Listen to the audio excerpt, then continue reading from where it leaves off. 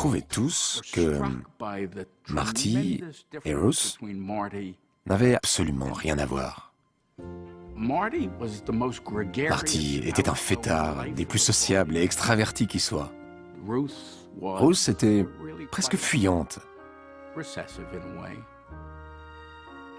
timide, silencieuse, avec une voix douce. Mais leur couple fonctionnait très bien. Les femmes ne sont entrées à la fac de droit de Harvard qu'au tout début des années 50.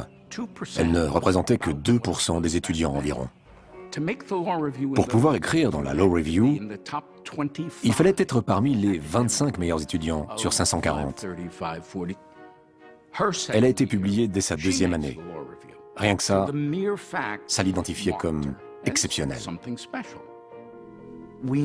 On savait que Marty était malade.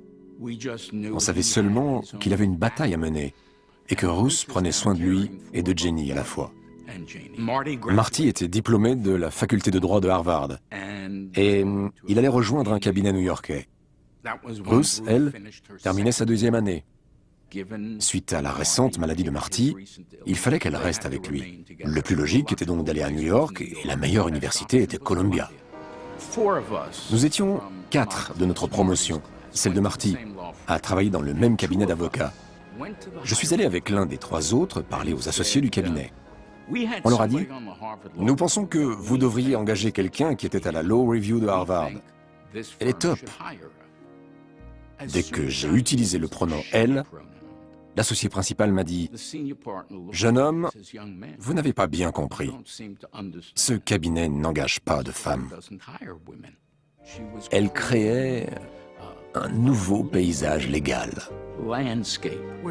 On parle de Ruth. Il faut se souvenir à quel point elle était timide. Je ne connais personne de moins enclin à chanter ses propres louanges que Ruth. Alors Marty a fait jouer le New York Philharmonic. Elle a trouvé sa voie à la Cour suprême. Elle centralise un certain pouvoir à la Cour et à l'extérieur.